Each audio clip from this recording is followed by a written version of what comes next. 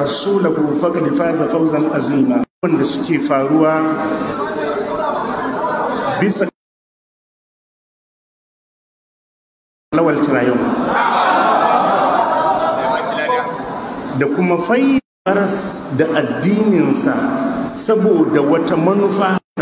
Wallahi iya abinda muka fahimta kenan, kuma da shi muke fatar mu shiga aljanna. Annabi sallallahu alaihi wa alihi wa sallam yake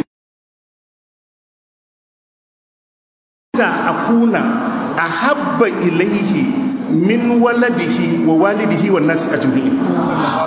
Annabi yace ɗayan ku ba zai yi imani ba, imanin ɗayan ku ba zai cika nasi ajma'in, kuma ni ne mafi soyuwa a gunsa sama da mutane baki ɗayansu. Wallahi wani ya kasa a ce a kansa mu ajiye addininmu don biyan bukatarsa. Wallahi ko waɗanda suka haife mu, idan ka gan mu akan fahimta, wallahi iya abin da muka fahimta kenan. Wallahi ko iyayenmu ne suka ɗauki hanyar da ba da wa ashiratukum wa amwalun iktaraftumuha wa tijaratun takshawna kasadaha wa masakinu tardawna rasulihi wa jihadin fi sabilihi fatarabbasu hatta ya'ti Allahu bi amrihi wallahu la yahdi al-qawm az-zalimin.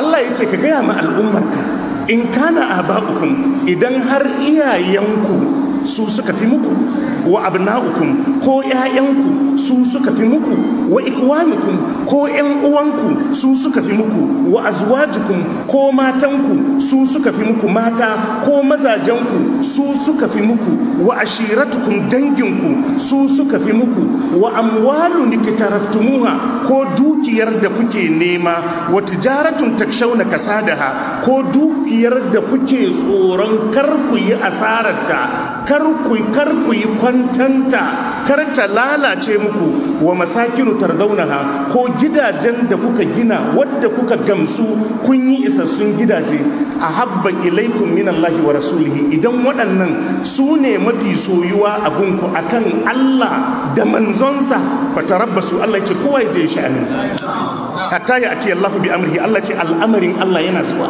Ashe idan ka fifita wani, ko da iyaye ne, ko da ƴaƴa ne, ko ƙungiya ce, ko wata tafiya ce, akan Allah da manzonsa, ƴaƴa, iyaye, mata, dukiya, gidaje, duk abin da ka mallaka, Allah ya ce ka zalunci kanka, kuma ba za ka samu dace a wajen Allah.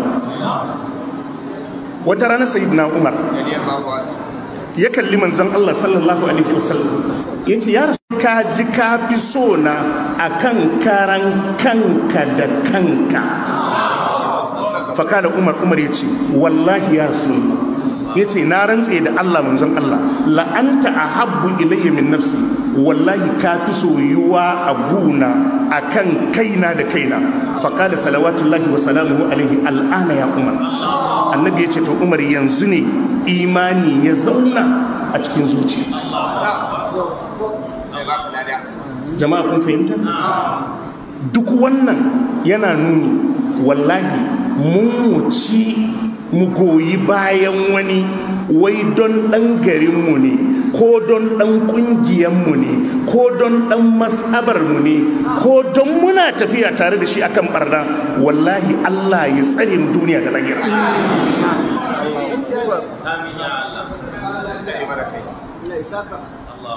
Abu na biyu, maganganun da Malam Lawal Tirayo mai faɗa, wadda ake ta takun saƙa a kai, jumloli ne guda biyu, cewa ai 'ya'yan arna ma ana haihuwansu da kaciya. Na biyu, 'ya'yan tumaki ma ana haihuwansu da tozali. Waɗannan kalmomi guda biyu, iya abin da muka fahimta, ya kore su ne ga manzan Allah sallallahu alaihi wasallam. Wallahi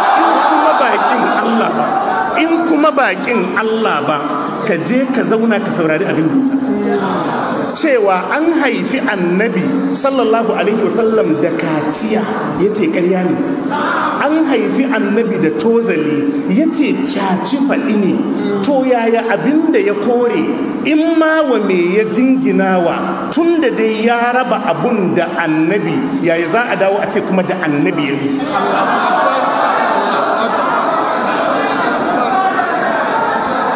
Magana ce haihuwan abun haihuwa da kaciya, ya ce ƙarya ne ba a haifi annabi da kaciya ba, ya ce ba a haifi annabi da tozali ba. To duk maganan da ya faɗa akan haihuwa da kaciya ko tozali ta shafi annabi bayan ya kore wa annabi. Yau idan da sifa ce ta annabi ya soka, wallahi ridda ce. Gashin annabi darajarsa ba ɗaya bane da gashin kowa, yawun annabi darajarsa ba ɗaya bane da yawun kowa, kakin annabi darajarsa ba ɗaya bane da kakin kowa, fitsarin annabi darajarsa ba ɗaya bane da fitsarin kowa. Wallahi in aka daga farcen annabi kai suka akan farcen, ridda ce. To waɗannan sifofi ya kore su daga annabi, ya ce shaci faɗi ne. Duk abin da ya faɗa a kansu kuma a ce da annabi ya yi. Ai yanzu idan ana so a hukunta shi da jingina haihuwa da kaciya ma 'ya'yan arna ko jingina tozali ma 'ya'yan tumaki, to sai a tabbatar da waɗannan ababen sun tabbata ga annabi. To tun da ya soka sai a hukunta shi. Na yi imani da Allah, idan waɗannan abubuwa sun tabbata sifofin annabi ne, aka ce malam Lawal ya fito tsirara ya tuba, wallahi zai fito ya tuba. Amma ya kore su gabarin annabi. To me ya haɗa maganan kuma da annabi, tun da abin da ya faɗa ya ce annabi bai siffanta da shi ba? Doktor, don Allah kun fahimta?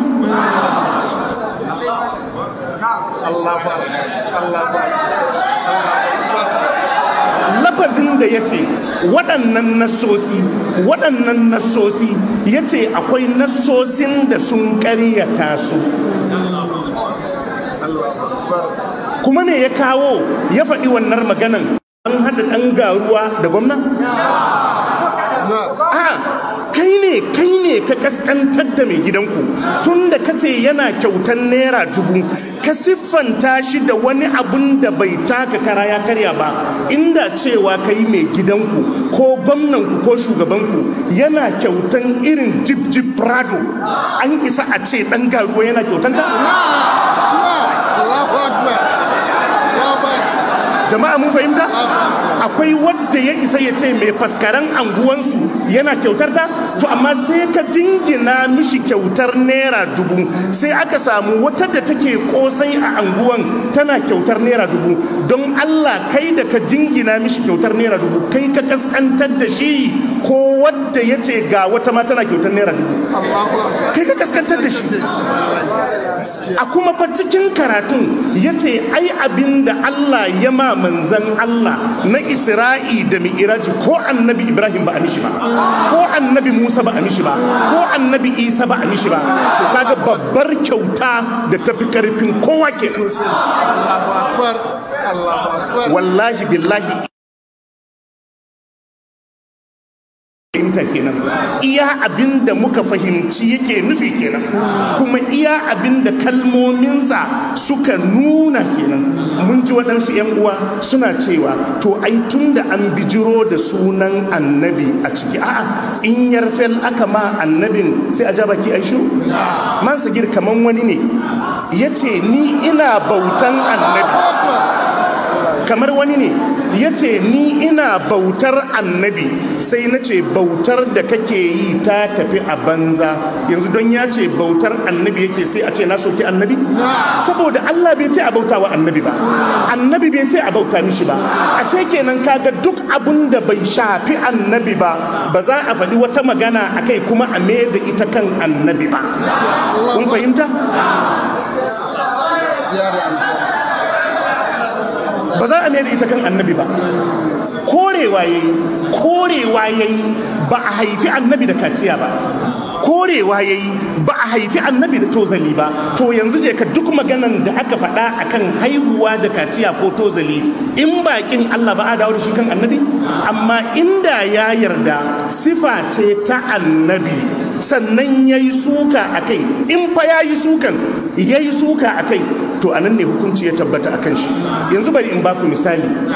Aƙidar abinda 'yan tijjaniya suka kudurce shine salatul fati annabi ne sukutum da guda ya zo ya ba wa annabi Muhammadu. Mu mun yadda yanzu in mun soki salatul fati sai a kai mu majalisar shura a ce mun soki annabi? Ai saboda ba mu yadda daga annabi take ba. Idan ana so a lazimta mana sukar salatul fati sukan annabi ne, to a tabbatar mana alakarta da annabi sai mu tuba. Amma tun da ba mu yadda ba, saboda haka yanzu in ana so a jingina wa malam lawal cewa ya ɓaci annabi, to abinda ya faɗa akan haihuwa da kaciya game da 'ya'yan arna ko haihuwan tumaki da tozali, to fa sai abun ya tabbata ma annabi, sai a ce to tun da ka siffanta arna da shi, to fa ka siffanta abun da ya shafi annabi. Jama'a mun fahimta? Amma idan abun bai shafi annabi ba kuma an gagara tabbatar da abun daga annabi yake, mun fahimta? To wallahi son zuciya ne kace ya ɓaci annabi. Kuma ina da yaƙini wallahi yau aka tabbatar da dalili, an haifi annabi sallallahu alaihi wasallam da shayi, an haifi annabi da tozali, ya tabbata, wallahi tallahi zai miƙa kansa a hukunta shi.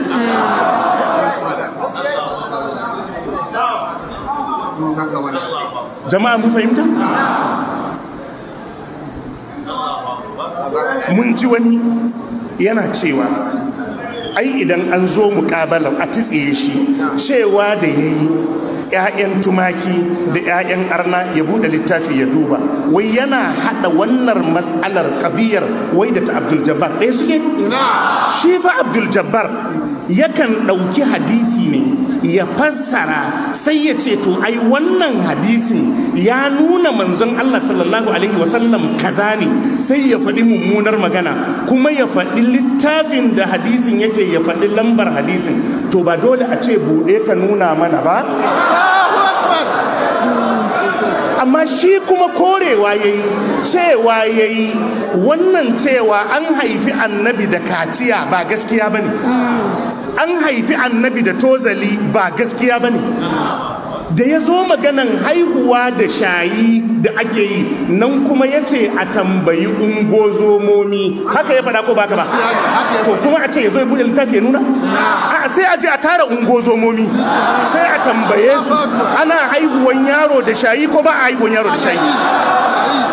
Wallahi billahi allazi la ilaha illa huwa, ni ma zan kawo muku yaro ɗaya da aka haife shi da shayi.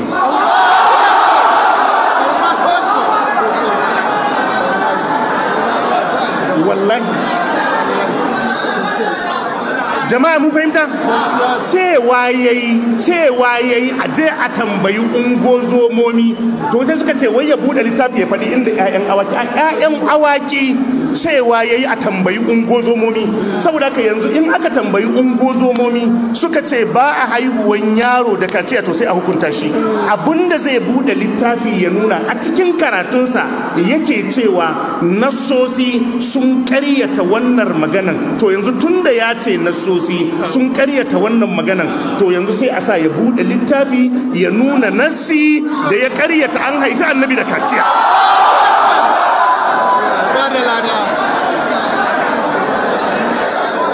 Jama'a mun fahimta? Wallahi iya abinda muka fahimta kenan. Wallahi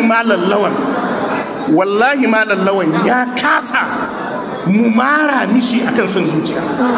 Wallahi ya kasa wai mu goyi bayansa akan abin da son zuciya ne. Wallahi bai taka kara ya karya ba mu abu. Addinin mu yafi mana komai, annabin mu yafi mana komai. amma dai iya abin da muka faɗan nan fahimtar mu kenan waɗannan sifofi da kuke cewa yayi batal a kansu, in ma yayi batal din to ya raba su ne da annabi, bai jingina su da annabi ba. Amma inda ya yarda sifar annabi ne ko hularsa ne ya soka, to da hukunci ya tabbata a kansa. Yanzu in ana so a hukunta shi, a tabbatar mishi aihuwa da kaciya yana da alaka da annabi, haihuwa da tozali sifa ce ta annabi, to shi kenan sai a kama shi a hukunta shi. Amma in dai kun yadda ya kore ne, to tunda ya kore, ko me ya faɗa ma ai bai shafi annabi ba, tunda ya ɓamɓare abun a cikin manzan Allah. Mu je gaba ta gaba. Waɗanda suke kururuwa akan ya ɓaci annabi, wallahi ba wadda ya kai su zubar da kima da munanan maganganu akan manzon Allah sallallahu alaihi wa sallam.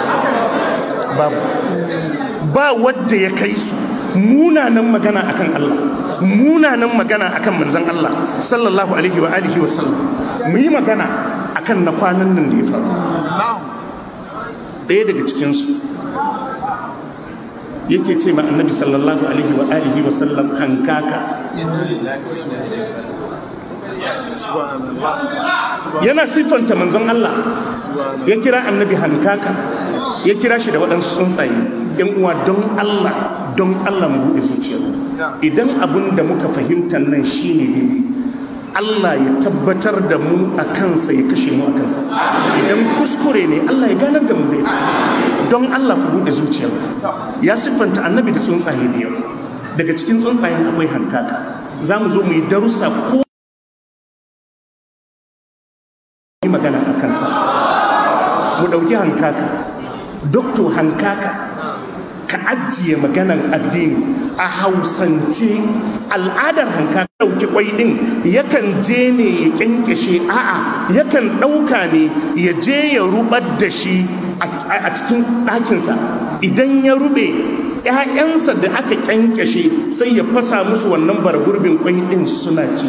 Bayi taɓa barin ƙoyaye na sauran tsuntsaye da suke kewaye da shi, bayi barin 'yan tsako na bayin Allah. Yanzu wannan dabban da a Hausance Hausawa sun yadda hankaka da Muslim ya ce akwai waɗansu dabbobi 5 kulluhunna, annabi ya ce duka 5 ɗin nan fawasi tsuntsayen banza ne, fasikai ne.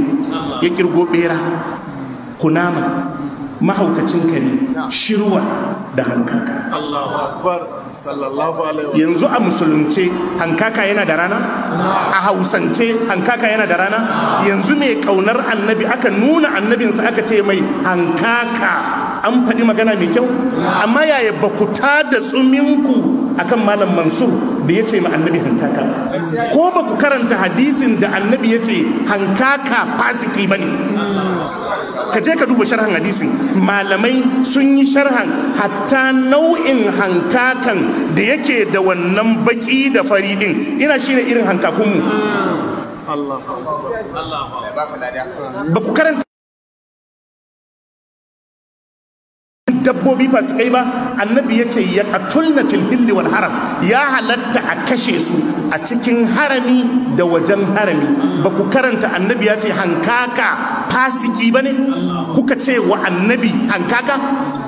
Ba ku iya rubutu akan wannan ba? Ba ku iya zanga-zanga akan wannan ba?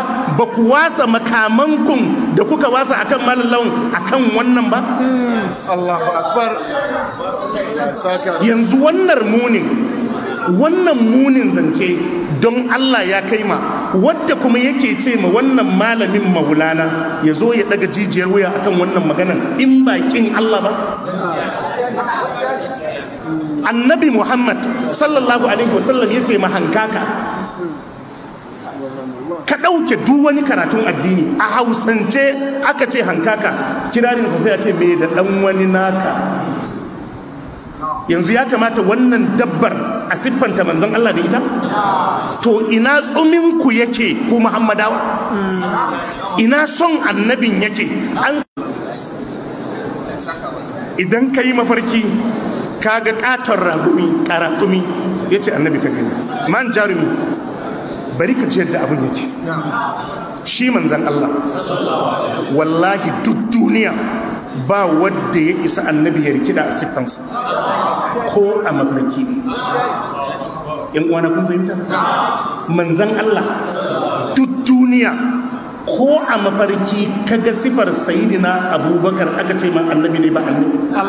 Domin abu ya ce manzan Allah sallallahu alaihi wasallam shi ne mafi kyan fiska, shi ne mafi kyan diri da halitta.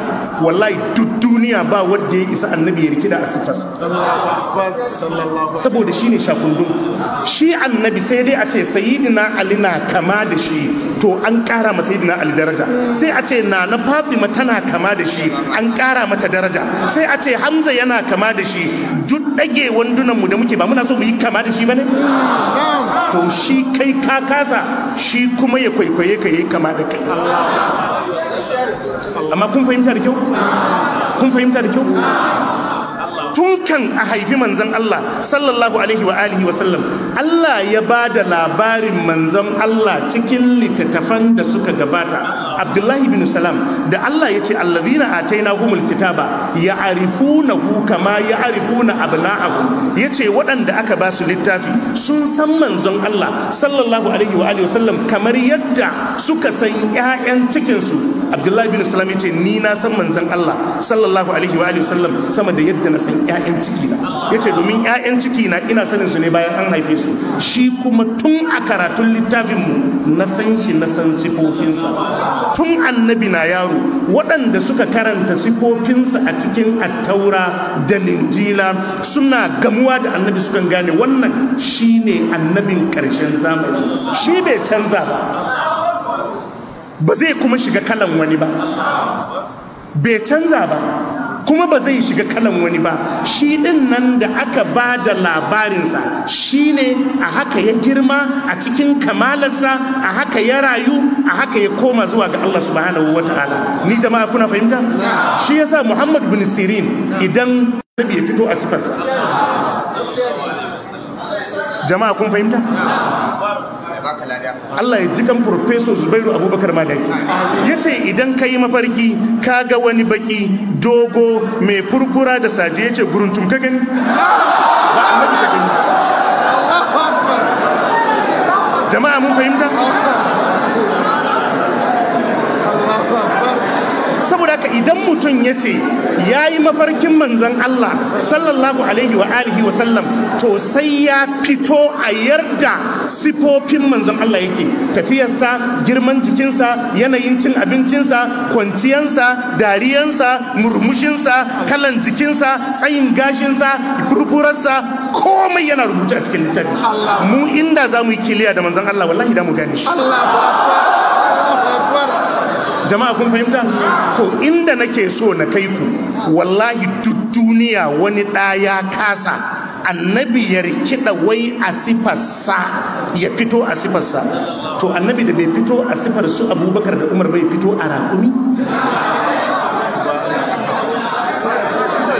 Malam idan kai mafarki ka ga raƙumi ka gani, amma ba manzon Allah ka gani ba. Amma ƴan uwa kuna fahimta? Da wannan malamai suka ce duk wanda ya ce ya yi mafarkin ya ga annabi kuma ya saba masifofin da ya tabbata na annabi sallallahu alaihi wasallam, ba annabi ya gani ba. Domin annabi ba zai rikide ya fito a babanka ba, annabi ba zai rikide ya fito a malaminka ba, zai fito maka ne a siffarsa, domin siffarsa ita ce mafi kamala. Duk wata sifa da annabi zai bayyana a cikinta to sifar ci baya ne ga manzon Allah. Amma mu ne muke kwaikwayo, mu yi kokari mu siffanta da waɗansu sifofinsa don mu ƙara daraja, amma ba shi ya fito maka a alaramma ba. To idan kun gane wannan gaban, yanzu annabin da bai bayyana a sifar limamin ku ba ya zo bayyana ma wani a mafarki ya fito mishi a babban raƙumi? Yanzu don Allah Muhammadawa waɗanda kuke da kishin annabi, kawai ka kalli raƙumi a ce in kai mafarkin kaga katon raƙumi annabi Muhammadu ka gani, don Allah in ba jin haushin malam lawan ba wannan bai kamata ya baka haushi ba? Yanzu wannan bai kamata ya tunzura ka ba? Tsakani da Allah in uwa, idan har kishin ka na annabin kishi ne na gaskiya ba kuma tsana ce ka sa wa malam lawan akan maganarsa ba, yanzu wadda ya ce in kayi mafarki kaga katon raƙumi annabi Muhammadu ka gani, don Allah wannan bai taba ka ba? Bai taba maka zuciya ba? Yanzu wannan bai kamata ka yi zanga-zanga a kansa ba? Yanzu wannan bai kamata ku yi rubutu ku kai gidan gwamnati ba? Yanzu wannan bai kamata ku ɗauki mataki a kansa ba? To inda za ka gane abun son zuciya ne da ɓangaranci, amma in dai ɓacin annabi ne wadda ya faɗi wannan, kuma doktor bari ka ji kaga yadda muka yi maganan hankaka duka dabbobin nan zamu zo mu bi su ɗaya bayan ɗaya da suka siffanta annabi shi. Kaga shi rakumi Allah ya kore man shi, wal kaila wal bigala wal hamira litarkabuha wa zina. Allahu akbar. wa tahmilu asqalakum ila baladin lam takunu balighihi illa bi shiqqil anfus. Inna rabbaka la ra'ufur rahim, inna rabbakum la ra'ufur rahim. Allah ya halatta mana mu ci mu yi kaza, to amma mu koma wajen daraja. Idan har akwai wani dabban da yake da daraja wadda zai bayyana a matsayin annabi ba raƙumi ba. Kuna fahimta? In har akwai wani dabba da in ka wasallam ka gani wallahi ba raƙumi ba ne. Shi fa raƙumi inda ake tara su a ajiye su ko sallah abun annabi ya hana. Kana fahimta masu girma? Inda ake ajiye raƙuma wajen ka je ka yi sallah annabi ya hana. Ya tabbata a cikin hadisi annabi ya ce fasallu fi marabibil ganam, ba laifi ku yi sallah a wajen zaman awaki da tumaki. Sai ce wala tusallu fi abanil ibil, kar ku kuskura ku yi sallah a inda ake ajiye raƙuma, fa innaha khuliqat min ash-shayatin, don an halicci raƙuma ne daga shaytanu. Yanzu in annabi zai bayyana sai ya bayyana a kuskura ku je ku yi sallah a inda raƙuma suke zama, fa innaha min ash-shayatin, don daga shaytanu suke. Yanzu in akwai abin da za a kamanta annabi da shi, ya kamata a kamanta shi da raƙuma. Yanzu don Allah wadda kuke maganan nan, don Allah waɗannan kalmomi na siffanta annabi da raƙumi, don Allah bai taɓa ku ba? Don Allah ce ma annabi hankaka bai taɓa ku ba? Yanzu don Allah abinda malam Lawan Tarawi mai faɗa shine ya taɓa ku? Yanzu shine zai sa ku ɗauki makamai? Yanzu a taɓa annabin akwai ɗan gata a wajen ku? Amma don Allah kuna fahimta in idan baka zarka ta kyankyashe 'ya'yanta, kai kanka in ka daga ido kaga hankaka a sama ba za ka bar wajen ba. Yanzu don Allah ya kamata a siffanta annabin rama da hankaka, amma yanzu wannan bai taba muku rai ba sai na malam Lawan Tarawi. Yanzu cewa da Alkarmawi ya ce idan kaga katon rama,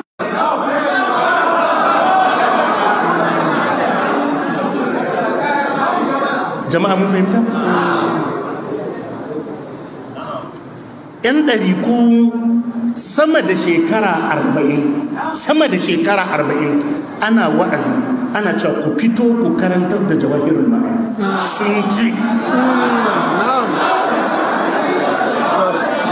sun ki. Wai wannan littafin me yasa shi ba a karanta shi a cikin al'umma? Ne ya taso ya ba ma shehu Tijjani kaza da kaza. Shi annabi Muhammadu mun gani a Qur'ani sallallahu alaihi wasallam, Allah ya ce ya ayyuhar rasulu ballik ma unzila ilayka min rabbik, ya ce ka isar da abunda aka aiko ka da shi, ballik ma unzila ilayka min rabbik, ka isar da abin da aka saukar maka daga wajen ubangijinka. Wai me yasa ita jawahirul ma'ani ku ba da ku sa ku bayyana ma al'umma shiriyar da yake ciki ba? Me yasa? Jama'a mun fahimta? Annabi sallallahu alaihi wasallam ya tambayi al'ummarsa, hal ballagtu, yace na isar? Suka ce nashhad annaka kad ballagta wa addaita wa nasahata. Suka ce mu shaidu ne ka isar. To mu dai har yanzu shi jawahirul ma'ani bai iso mana ba tukunna, tunda shi ba ku fito kun mana bayaninsa ba.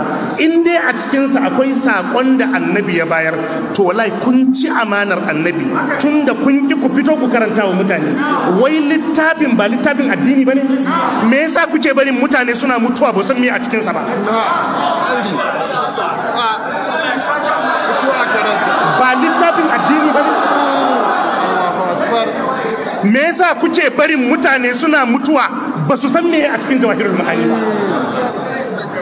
Shin ba Allah ne ya lazimta wa masu ilimi latubayyinunnahu linnasi wala taktumunahu, cewa abinda Allah ya shar'anta wa bayi a bayyana wa mutane kar a boye? Me yasa wai shi jawahirul ma'ani ba za a fito a karanta wa mutane ba? To malam Lawan Tirayum sai ya dauko jawahirul ma'ani yasa. Muna sauraro, idan ya zo ya karanta nan, wannan sai ya shigo ya ce ai baka karanta daidai ba, ai baka fassara daidai ba, sai malam Lawan ya ce mishi to fassara mu.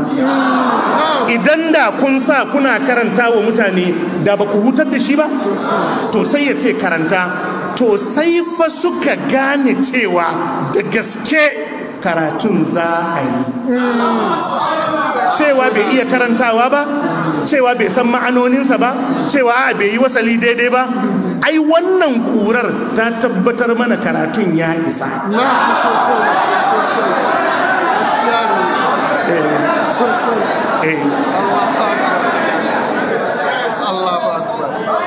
Kamar wani yare ne wadda bai jin Hausa, sai ya zo ya same ka ya ce maka shegiya, kaga ai bai yi wasalin daidai ba. Mutanen Abdul Jabbar, wadda su kuma dama mutuwar kasko suke so a yi. Mutuwar kasko suke so a yi. Wallahi mu bai dame mu ba, bai shalarin dan ubansa kafin ya rubuta a ina ya sanya ya ake sallah.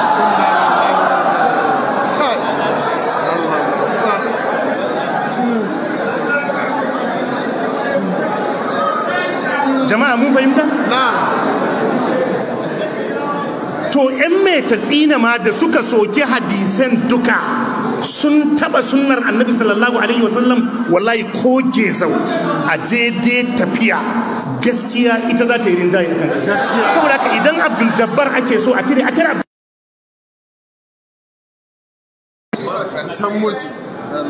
Abdul Jabbar. Ba sai an yi wani dungu-dungu ba, ba sai an bi wani lungu da sako ba, ku cire shi ya tafi abunsa. Ahlus sunna suna nan daram.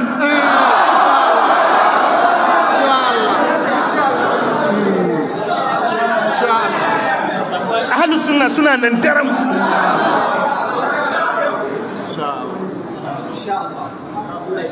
To bangare na uku akwai yan mai tatsini, tunda kun san sunna ce yanzu suna so su yi alliance da yan dariƙa da sauran yan bidiya. Sunna ce suna so su raɓi yan ɗariƙu su mannu a jikinsu. Muna kallon ku, in dai yan mai tatsina ne, ba mu manta ranar baya ba. Su raɓe wallahi waɗannan mutane ko gogewa ta rayuwar duniya mutum ke da shi, ba zai bar waɗannan yan metafi nan sun rike Qur'ani sai suka rabe su. Ka bi duk inda aka yi yakin metafi ne, tun daga Kano, Borno, Gongola, Gombe, duka inda aka yi yakin metafi ne, wallahi waɗanda aka fi yankawa su ne alarmomin tsangaya. Wallahi waɗannan malamin Qur'ani to su je su rabe su. Ai shi ɗaya daga cikin 'yan mai tatsinin kullum maganansa wahabiyawa 'yan ta'adda 'yan kaza 'yan kaza 'yan kaza. Na ce to yanzu duk ta'addancin wahabiyawan nan ba za ka ware rana ɗaya kuma ka mana bayani akan Muhammadu Marwa mai tatsina ba? Ai tun da kana magana akan 'yan ta'adda to sai ka fito ka yi magana akan Muhammadu Marwa mai tatsini shi kuma muji, domin shi dikaliyarin ɗan ta'adda. Hukuma gwamnati ce kuma ta yaƙe shi. Me yasa a cikin 'yan ta'addan baka kawo Muhammadu Marwa? Gaskiya ne. Akwai ɗaya daga cikinsu, wannan ɗan katsinan wata ran ya zauna yake cewa suna da yaƙini suna da tabbas, ya kira sunansa ba sunan yanka. Muhammadu Marwan nan shine asalin sunan yankan mai tatsine. Ya kira sunan ya ce suna da tabbas da yaƙini Malam Muhammadu gwamnati ne ta yaƙi shi. Allah kaɗai ya san adadin sojoji da suka rasa ransu a sanadiyar yaƙin mai tatsini. Allah kaɗai ya san adadin 'yan sanda da suka rasa rayuwarsu a sanadiyar yaƙin mai tatsini. Allah ya san iya adadin fararen hula da ya ce zalintarsa aka yi a bainar jama'a. Ina masoya ɗin, ina masu son addinin, ina masu son Kano. Na'am. Allahu Akbar. To yanzu wai waɗannan 'yan mai tatsinan wai su ne suke barbaran 'yan ɗari. Wai iyayen gidansu ne. Iyayen gidansu ne. Akwai wani wanda ya fahimci sunna da zai bi wannan gidacen. To saboda ya lura a cikinsu ne zai iya ɗiba. Kuma ga ku ga su inda 'yan mai tatsina ne, ga ku ga su. Ai wadda ya ce duk wani littafi ƙarya ne idan ya taba ahlus sunna da sauki, amma in ya taba dan dariƙa ai kai ya taba. Wadda ya ce duk wani littafi bayan Qur'ani ƙarya ne, wallahi ya fi musguna ma dan dariƙa akan dan ahlus sunna. Bari tafiya za ta fito. To su ma suna ciki. Suna ciki. A zo a titsiye shi. Ai dai titsiyen za mu ga yadda za a yi. Me za a ce ya nuna din?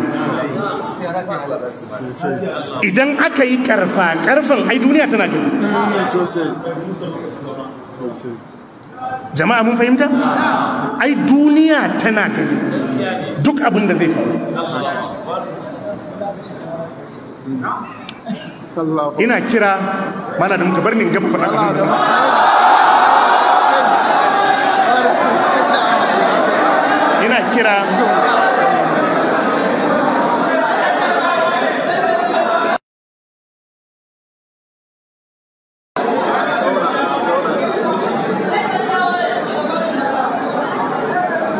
ina kira ga 'yan uwa ahlus sunna, ku ɗauki wannan a matsayin nasara. La tahsabuhu sharran lakum bal huwa khairun lakum. Shi yasa muka sa malaccan suna tirayo. Nasara ce. Nasara ce. Duk wannan maganan shura da ake nasara ce. Ai mu yanzu an bude mana kofa, duk wanda yayi wannan katobaran akai gidan gwamnati, wani ya kai gwamnati ce bai karba ba. Insha Allah kafin su kai na mutum daya wannan katobaran, yanzu daga jiya zuwa yau ina da sama da guda 100 a waya. Na kuma galibi malaman sunne a nan Kano, wadda suke wannan sakin bakin akan Allah da manzon Allah. Saboda kar ku ɗauka in an yi zai wuce. Sannan an buɗe kofa duk wanda ya yi wannan katobaran ku yi filin, ku kai wa gwamna, a kai wa shura, a tsiye shi. Za a gama da abun.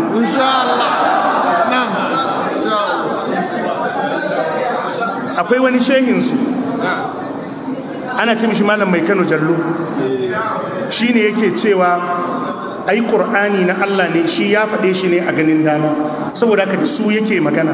In yayi maganan suka dubi inda za su gyara sai su gyara. Wallahi wai kuma wannan mutumin ka ce mishi maulanka, wai kuma ka zo ka ce wai ga wani bai son annabi. Shi fa annabin mutanen Makka suka ce a dan gyara Qur'ani, yace ma yakunu li an ubaddilahu min tilqa'i nafsi. Allahu akbar, Allahu akbar. Iti bi Qur'anin gairi hadha aw badilhu, ka zo da wani Qur'anin ko a gyara wannan. Yace ba sai Allahu akbar. Amma wai wannan mutumin yace in Allah yayi magana sai suka ga kuskure a maganar sai su gyara. Inna lillahi wa inna ilaihi raji'un. Inna lillahi. Suna nan dukkan sunan a hannun man sakin. Da mu sa ɗaya bayan ɗaya ta sake muku kuna. Gaskiya sha. Saboda haka ahlus sunna ku dauki wannan a matsayin nasara. Kuma babban abin da ya faranta mun rai da qadiyar yadda mutane suka fahimci abu. Allahu akbar. Yadda aka fahimci inda al'amarin ya dosa, wallahi na daga cikin abin da ya faranta. Idan wani ya fito yana bayani ko a TikTok sai ka yi mamaki, to yaya aka yi wannan har ya fahimci abin yake bayani dalla-dalla akan wannan matsalar. Wallahi ku ce alhamdulillah. Alhamdulillah. Wallahi nasara ce. Mai abun faɗa ba ya faɗa. Kar ku zagi wani, kar ku musguna ma wani, kar ku shiga sabgar wani, amma dai wannan darasi ne ku mai da hankali wajen karantas da aƙida. Karantas da imani, darussa akan imani shine makami mafi ƙarfi da Allah ya bayar a yaƙi kafirci. Karantas da tauhidi shine makami mafi ƙarfi da Allah ya bayar a yaƙi shirka. Karantas da sunna shine makami mafi ƙarfi na a yaƙi bid'a.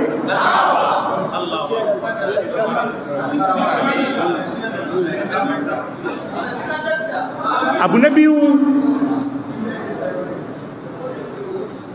su waɗannan gamayya, don jiya na ga wani gangaminsu da suke bayani shehunansu da malamansu sun ba su izini idan gwamnati bata ɗauki mataki ba su tanadi makamansu, su wasa wukansu, kuma da su iya ɗaukan mataki, an san da su iya. To muna ba ku shawara kar ku ɗauki mataki. Duk wanda ya ɗauki makami ya farma wani zai yi dana sani. Wallahi billahi muna ba ku shawara kar ku ɗauki makami ku farma wani, ku yi haƙuri. Malam Lawan bai ɓaci annabi ba, ku yi haƙuri. Malam Lawan bai ɓaci annabi. Wanda ya ɗauki makami ya farma wani wallahi zai yi dandana saki. Wallahi za ka zo ka yi bidiyo kana ba da haƙuri, kana kaskantar da kai. Wannan shawara muka baku ba don muna tsoron abin da ku yi, amma kar ku yi haka, kar ku yi haka. Yayin yin haka ya wuce. Ku bari idan an kama shi da laifi a hukunta shi, amma kar ku ɗauki makamanku da shehunanku suka ce ku ɗauka ku aji. Wukakenku da kuka wasan ku yi haƙuri ku aji, ku jira abinda gwamnati za ta. Ku yi haƙuri, wannan shawara ce. Kar ku ɗauki makami, kar ku farma wani. Duk wadda kuka far musu da ku yi ɗan da na tsaye sosai. Za ka zo ka ce da ka sani da baka yi ba. Duk malamin da ya zuga ka ka ɗauki makami ka farma wani, wallahi zai barka a ruwa.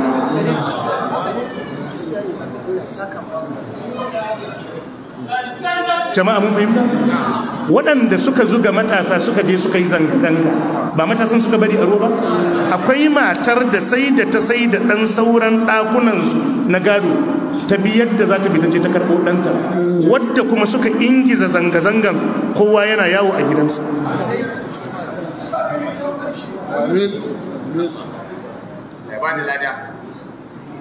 Ku yi haƙuri, kar ku ɗauki makami, kar ku farwa kowa. Wannan ba muna yi da su masu cada su ɗauki mataki akan Malam Lawan ne. Muna ba ku shawara kar ku ɗauki mataki, ku bari hukuma ta yi hukunci. hukuman za mu ga ta yadda za a yi. Na'am. Allah. Jama'a mun fahimta? Gwamnatin jihar Kano muna nasiha da kuma jan hankali, ku kalli wannan matsalan a cikin natsuwa. Ku kalli wannan matsalan a cikin natsuwa. Kano uwa ce. Kano uwa ce. Kano uwa ce. Rigimar Kano, rigimar Najeriya ce, alal akalli rigimar Arewa ce. Ta yiwu rigima ta faru don ku musguna ma wani ko ku faranta ma wani. Ku yi adalci. Ku yi adalci. Maganganun nan da Hausa aka yi su, wadda suka yi martanin da Hausa suka yi martani, wadda suka yi jawabi da Hausa suka yi jawabi. Kuna da masana, ka ga tension a cikin mutanen da kake mulka, ka zo ka yi sakin baki.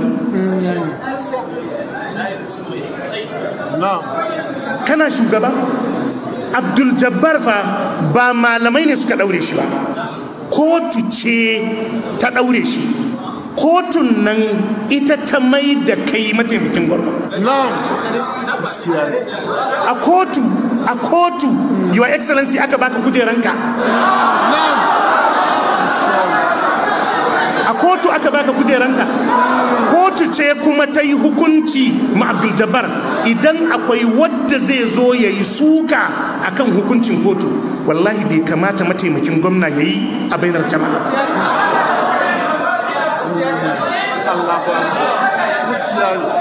Bai kamata ba. Idan akwai wadda zai kushe hukuncin kotu, to tawagarku bai kamata ku soki hukuncin kotu ba, domin kun san rananta a wajen sosai.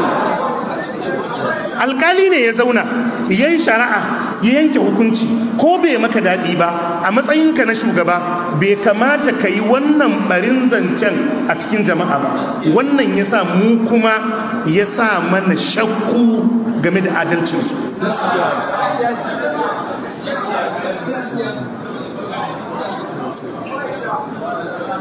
Muna ji muna gani. Idan abin da muka fahimtar nan shine daidai, Allah ya ba mu ladansa, Allah ya tabbatar da mu a kansa, Allah ya kashe mu a kansa. Idan kuskure ne, Allah ya yafe mana, ya nuna mana gaskiya, ya ba mu ikon binta. Allah ya muku albarka. Subhanakallahumma wa bihamdika ashhadu